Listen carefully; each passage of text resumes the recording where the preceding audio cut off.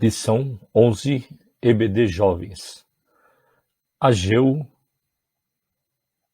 atenção para com a casa de Deus.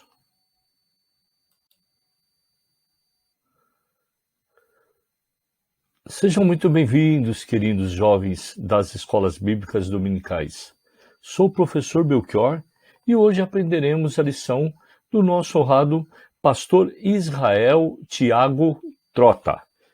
Consta do livro da CPAD sobre o tema Vigilância, Justiça e o Culto a Deus, um chamado para a Igreja nos escritos dos profetas menores. Os objetivos desta aula é explicar o contexto histórico que abrangeu as pregações de Ageu, mostrar como o profeta Ageu exerceu um papel fundamental entre o primeiro grupo de judeus que retornou a Jerusalém e entender que devemos dar a Deus o primeiro lugar em nossas vidas. O texto áureo do dia. Assim diz o Senhor dos Exércitos: aplicai o vosso coração aos vossos caminhos, subi o monte, trazei madeira e edificai a casa. Então dela me agradarei e serei glorificado, diz o Senhor. Ageu, capítulo 1, versículos de 7 e 8. A síntese.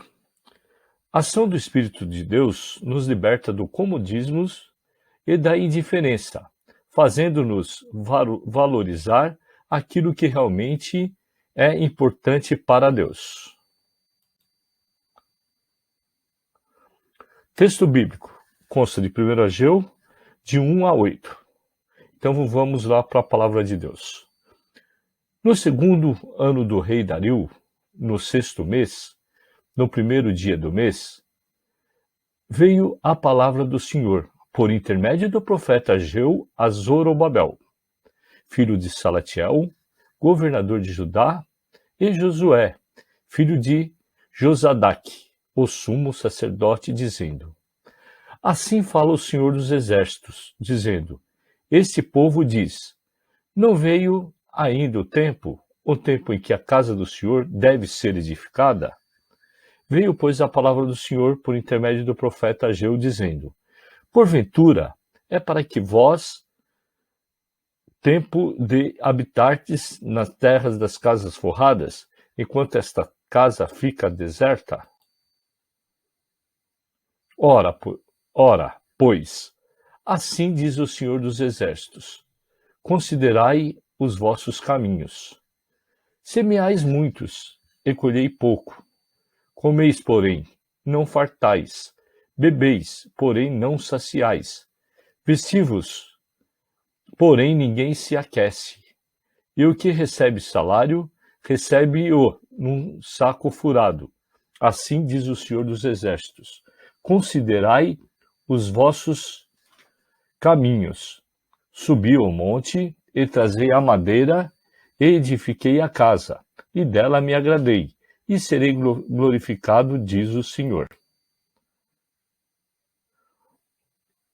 Uma pequena introdução da nossa lição, né, que consta que dos 12 profetas menores, apenas 3 desenvolveram seus ministérios após o cativeiro babilônico.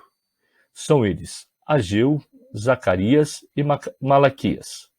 Ageu foi o primeiro a profetizar após o exílio, sendo contemporâneo de Zacarias.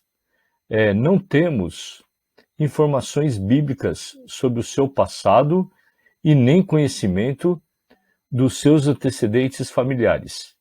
Ele foi um dos exilados que retornou a Jerusalém no objetivo de reconstruir o templo. Nesse período, grandes foram as dificuldades enfrentadas e, por intermédio da sua ação profética, Ageu conseguiu mobilizar e motivar os judeus no fito de concluírem a reconstrução da obra. O templo era o símbolo visível da aliança de Deus com os descendentes de Abraão. Por isso, motivou seus compatriotas a não desanimarem no trabalho na obra de Deus. Em uma época em que os judeus mostravam-se indiferentes, Ageu ensinou-lhes que eles deviam dar a Deus a prioridade em suas vidas. Nesta pequena introdução, eu queria destacar que trata-se o livro de advertências do nosso Deus Altíssimo para a igreja de hoje. Deus tem que estar sempre em primeiro lugar em nossas vidas, porque Ele é a base de tudo. Nos tempos de Ageu, as pessoas negligenciavam a Deus e o seu templo estava todo destruído. Largavam Deus e priorizavam seus próprios interesses. No capítulo 1, vamos falar sobre o Ageu, o profeta Ageu. No subitem primeiro, fala que ele é festivo, né? Seu nome significa festivo ou festividade. É provável que o seu nascimento coincidisse com o feriado judaico. Isso justifica o significado do seu nome. Há quem acredite que o seu nome foi profético.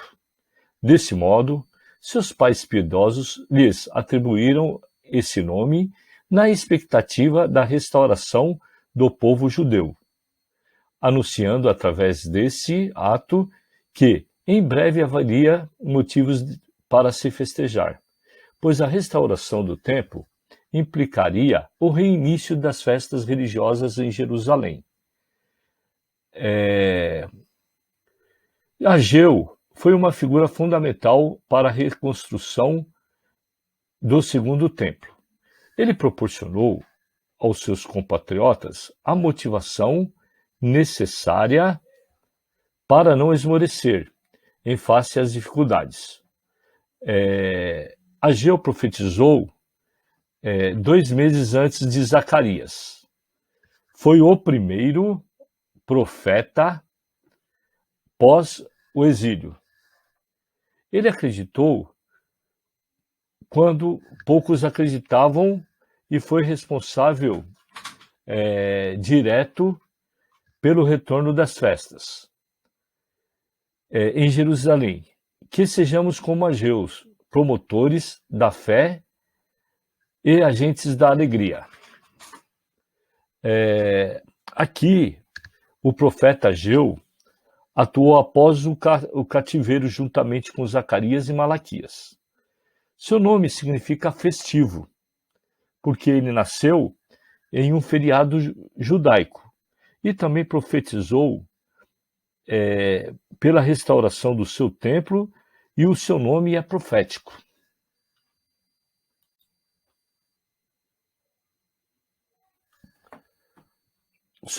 Subtópico 2, contexto histórico. Ageu profetizou no segundo ano do reinado do rei Dario, por volta do ano de 520 a.C. Para o primeiro grupo de exilados que retornou do cativeiro babilônico. O primeiro grupo a retornar foi movido por um fervor religioso. Esses repatriados deixaram o conforto conquistados na Babilônia para viverem junto às ruínas de Jerusalém, em uma cidade conquistada pela destruição. Era preciso muito trabalho e disposição para reconstruir uma cidade cicatrizada pela guerra. Na espinha dorsal desse grupo estavam os sacerdotes, os homens de fé, que nutriam um carinho especial pela cidade de Deus e pelo seu templo. 2 anos após a chegada desse grupo, os edificadores lançaram os alicerces do templo, provocando uma grande comoção entre o povo. Todavia, as perseguições dos samaritanos e as dificuldades enfrentadas contribuíram para desanimá-los, atrasando a execução e a conclusão do projeto. O povo estava abatido, o interesse dos judeus se voltou para as questões seculares, a letargia espiritual levou o povo a reconstruir suas próprias casas, deixando o projeto do templo do Senhor em segundo plano. E nesse contexto histórico que Ageu entregou a sua mensagem. Eu queria frisar aqui que o Ageu ele profetizou no reinado de Dario 520 anos antes de Cristo, por 4 meses. Teve 4 mensagens pregadas com o intuito de encorajar o povo na tarefa da reconstrução do templo em que ficou paralisada por 15 anos. Então o templo ele ficou largado nesse período aí de 15 anos, bastante coisa, né? Que pena, judiação. Mas também que o Ageu conseguiu. Estrutura e mensagem do livro. O livro de Ageu é o segundo menor do Antigo Testamento, ficando atrás apenas de Obadias. A expressão "diz o Senhor dos Exércitos" aparece 26 vezes e 38 versículos. Em todo instante, o profeta anunciou que suas palavras vieram de Deus e possuíam o selo da autoridade profética. Seu livro é composto de 4 mensagens que foram entregues ao povo. A primeira mensagem, Ageu repreendeu o povo pela falta de envolvimento no projeto de reconstrução do templo. Na segunda, após o início das obras de reconstrução, a aparência do templo apresentou-se modesta, e por causa disso, o povo desanimou-se. Nesse momento, o profeta motivou-os, dizendo que a glória daquele templo seria maior que a glória do antigo templo. Na terceira mensagem, ensinou que o fato de alguém morar na Terra Santa não o torna santo. Portanto, o povo deveria viver a verdadeira santidade para usufruir as bênçãos prometidas. Ageu 2, de 10 a 19. Por fim, na sua última mensagem, profetizou uma bênção especial para as dinastias de Davi, na pessoa de Zorobabel. Aqui o livro de Ageu, que eu destaquei, é o menor do Antigo Testamento, ficando apenas atrás de Obadias. O livro de Ageu é o segundo menor do Antigo Testamento, ficando atrás, como eu falei, de Obadias.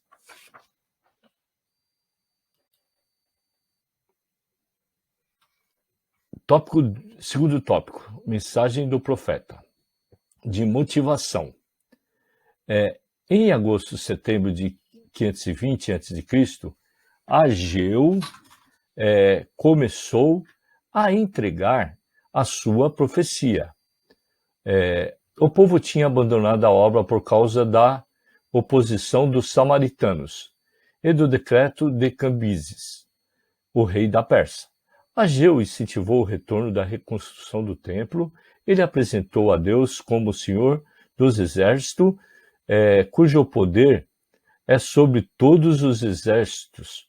O Todo-Poderoso é mais poderoso que todos os poderosos desta terra. Que palavra para o nosso coração!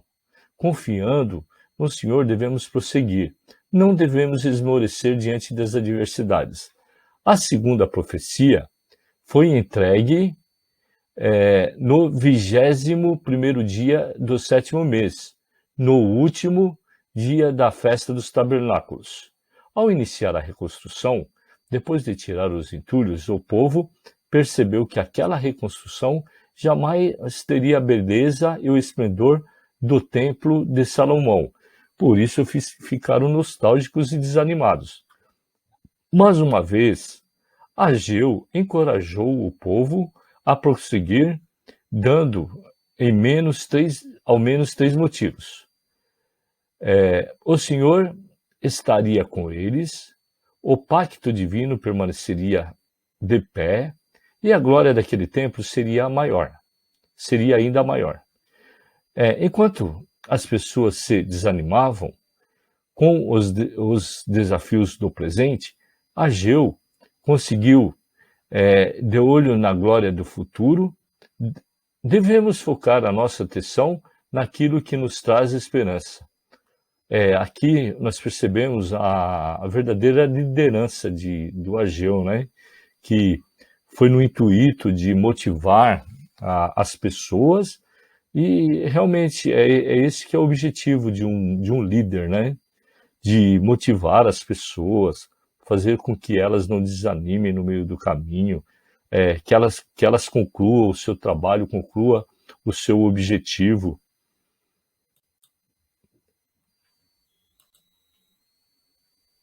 Exortação.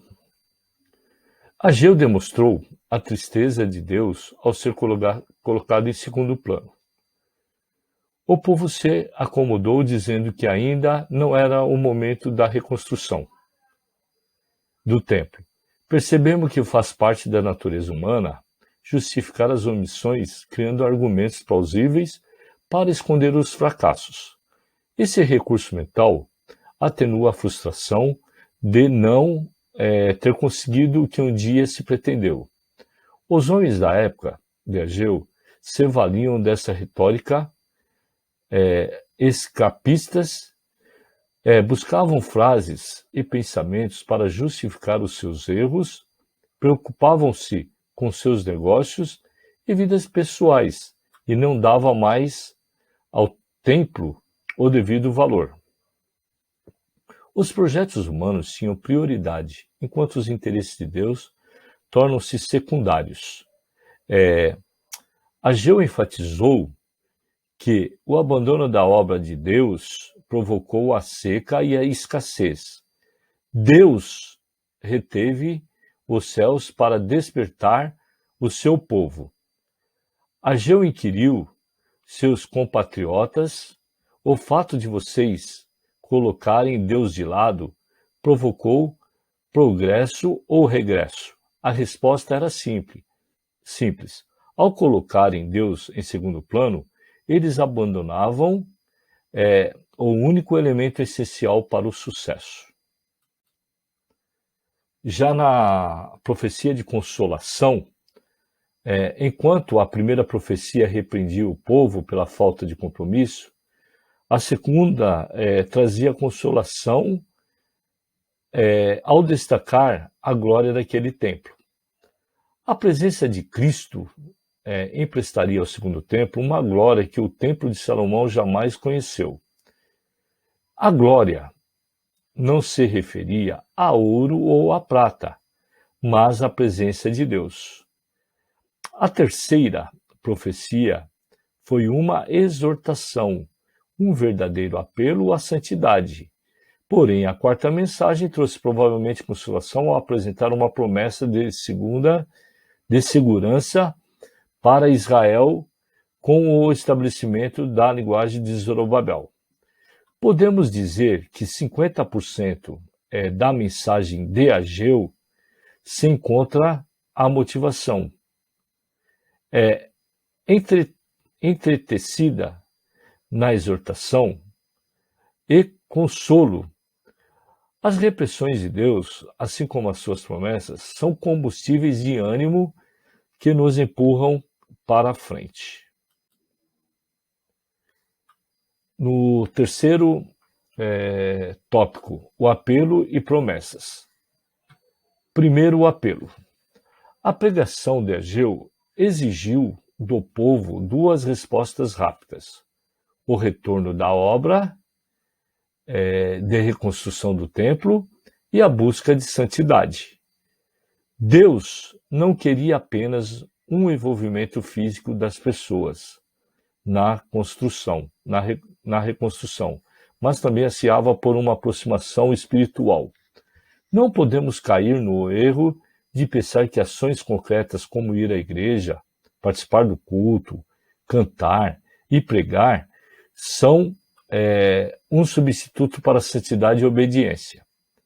Para Deus, as ações não substituem os intentos. Uma adoração com lábios desprovidas de sinceridade não tem valor diante de Deus. As atividades religiosas sem compromisso, como a santidade e a obediência, é ação vã. Nossas obras só possuem valor quando são ratificadas pela integridade. A terceira mensagem entregue entre novembro e dezembro de 520 a.C., cerca de 2 meses depois da segunda mensagem, destacou a importância de um viver santo na vida do cristão. A santidade não é um item opcional, mas é essencial. Então aqui o Ageu, ele não estava preocupado mais só no trabalho também, né? Ele preocupava também em dar uma verdadeira buscar que as pessoas tenham santidade na presença do Senhor. O culto só aceito quando o altar é restaurado. Ageu fez 2 perguntas aos sacerdotes. Se alguém leva carne santa na aba de sua veste e, consequentemente, se a veste tocar em um alimento, porventura esse se tornará santo? A resposta dos sacerdotes foi óbvia: não. Se alguém tocar em um cadáver e logo após tocar em algum objeto, esse material ficará impuro? A resposta imediata foi sim. A lição era simples. A pureza não pode ser transmitida. Toda vez a impureza, sim. Naquela época, os sacrifícios aconteciam em um altar improvisado em Jerusalém. Deus não estava agradando daquelas ofertas, pois as leis sacrificiais estavam sendo ignoradas. Por isso, as bênçãos de Deus sobre o povo eram retidas. As ofertas trazidas permaneceriam contaminadas enquanto o templo estivesse em ruínas. O fato de fazermos algo para Deus não significa que podemos fazer de qualquer jeito. No livro de Ageu, aprendemos que Deus só recebe e aceita o nosso culto quando o altar da sinceridade é restaurado. Eu pego por aqui que a gente tem que trabalhar de uma forma correta na obra e ter um coração sincero perante a Deus. Atenção com a casa de Deus. Os judeus voltaram para Jerusalém, mas permaneciam escravizados ao materialismo. Deus enviou a seca e não prosperou a colheita dos repatriados. O propósito divino era diverti-los. O fracasso nos outros setores da vida era consequência de uma vida espiritual relapsa. A geração de Ageu foi aconselhada a ter atenção com a casa de Deus. Precisamos demonstrar liberalidade, cuidado e dedicação com a casa de Deus. Quando dizemos que Deus é nossa prioridade, não dedicamos a Ele nosso tempo e nem nossos recursos, nosso discurso é mentiroso. Ageu começou a profetizar no ano 520 a.C. Durante 16 anos. A obra de reconstrução do templo não havia terminado. Após sua influência, 4 anos depois, no dia 3 de março de 516, a obra foi finalizada. A mensagem de Ageu foi aceita pelos novos e causou a verdadeira mudança de mentalidade. A interiorização sincera da pregação levou o povo ao esmero e ação de obediência. Motivados e comprometidos, o povo se lançou na reconstrução do templo. O que era difícil tornou-se impossível, pois eles agiam guiados pelo compromisso de Deus. Conclusão. A profecia de Ageu foi compreendida pelo povo e teve efeito rápido. A apatia saiu e deu lugar ao fervor. Deus enviara Ageu para levantar um povo que estava prostrado. Todo o povo temeu e agiu com respeito diante da mensagem do profeta. A reconstrução do templo foi retomada. Que maravilha, né? Que o povo aceitou a mensagem do profeta e aí eles tiveram sucesso nessa reconstrução do templo e foi retomado, né? Hora da revisão. Vou fazer uma pequena retomada aqui, fazendo umas 5 perguntas. Quais foram os 3 profetas menores que exerceram seus ministérios após o cativeiro babilônico? Quando e para quem Ageu profetizou? Qual a estrutura do livro de Ageu? O que Ageu disse quando o povo desanimou ao perceber a simplicidade daquela construção? Em quanto tempo foi a reconstrução do templo?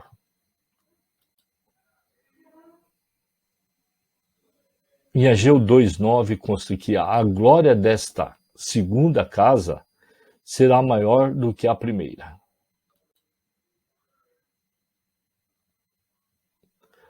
Aí estou pedindo para vocês inscrever no meu canal, e se vocês gostaram da aula, dá uma curtida lá no canal, dê um like e, se puder, ativa o sininho para receber notificações sobre o canal. Antônio Belchior Silva. E até uma próxima aula e fiquem com Deus. E obrigado e um excelente estudo no domingo.